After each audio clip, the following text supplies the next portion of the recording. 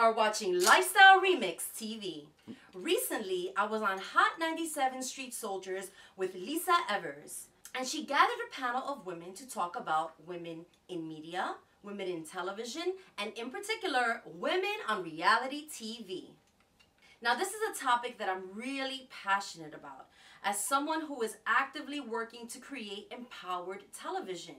But it's a topic that we all should be interested in. We all should be talking about as both possible creators and as all of us being consumers of media. Now let's listen into some of the audio from that day. WQHT, New York City. Welcome to Hot 97's Street Soldiers, the hottest talk on radio.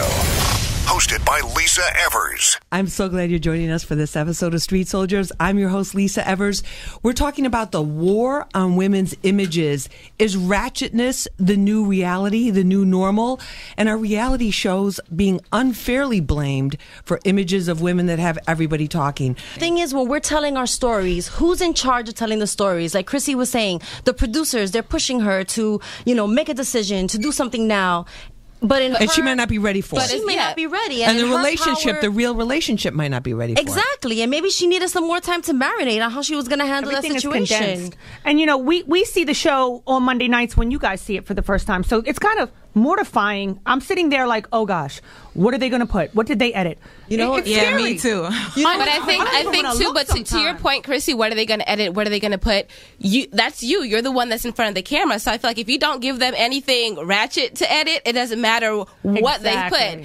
You're going to have a great show that day because you know who you are. That's right. And to what you were saying earlier about us having more positive images, I think it's starting to come. It's just not at the rate as the ratchet shows. So the Married to Medicines of the world, the Dr. Jackies of the world. But they don't have anywhere near the impact on our audience. But I think and our more youth. people are starting to get that consciousness, and now when they're going on reality shows, I think more people are starting to be aware of that. But at the end of the day, reality television reflects what's currently out there. And who's curating these shows again? It's predominantly white males. They're the ones. No, it is not. Not with black. Not with Love and Hip Hop. Come on, it's not. No, it is not. Rebecca, I gotta disagree.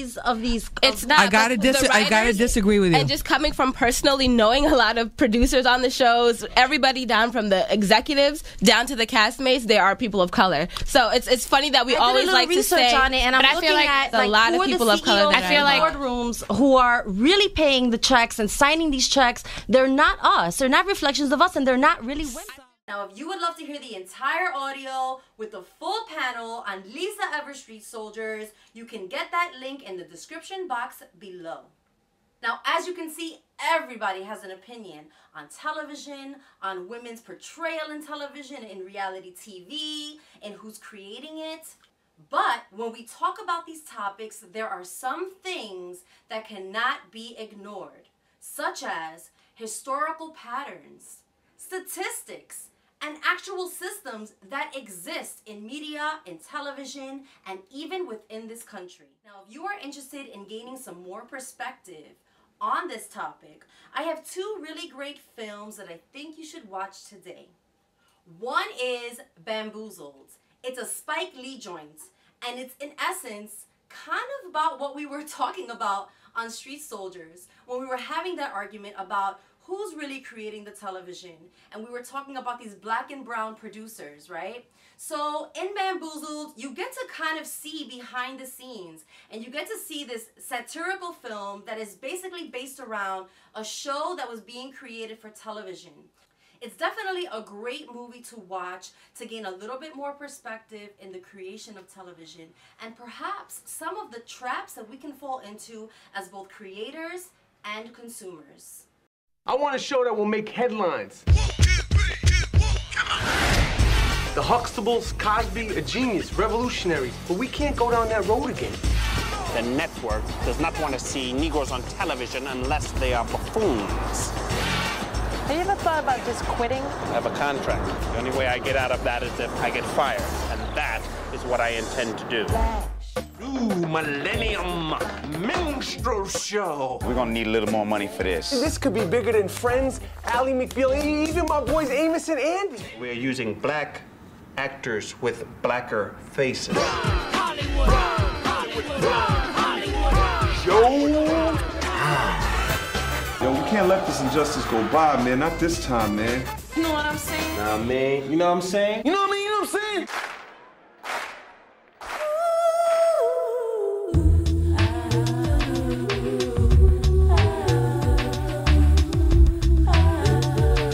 You notice that everybody white want to be black.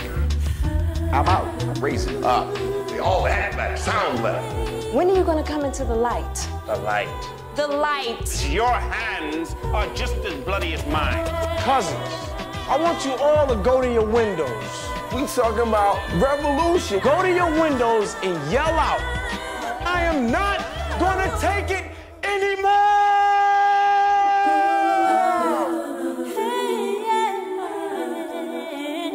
I don't want anything to do with anything black for at least a week.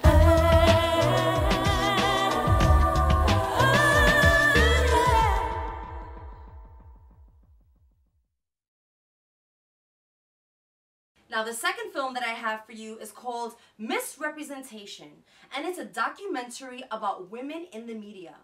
Now, what I love about this film is that it is chock full of factoids, actual, real information about women in media. I love this kind of stuff, and you will too.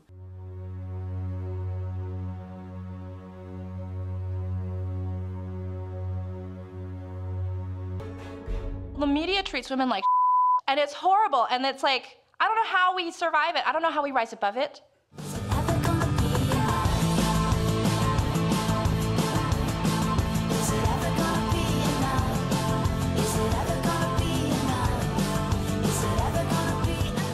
Media creates consciousness, and if what gets put out there that creates our consciousness is determined by men, we're not going to make any progress. In a world of 1 million channels, people try to do more shocking and shocking things to break through the clutter. They resort to violent images, or sexually offensive images, or demeaning images.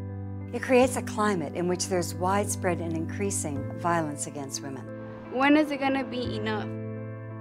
We're socializing boys to believe that being a man means being powerful and in control, being smarter than women or better than women, or our needs get met first in relationships with women. That's not genetically predestined, that's learned behavior.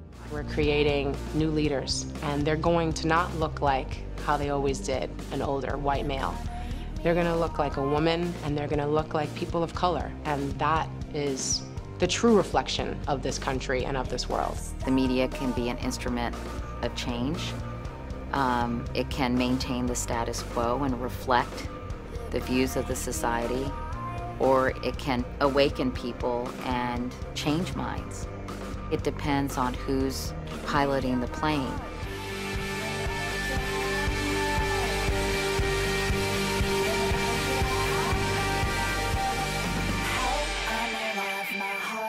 Keeps beating like a hammer.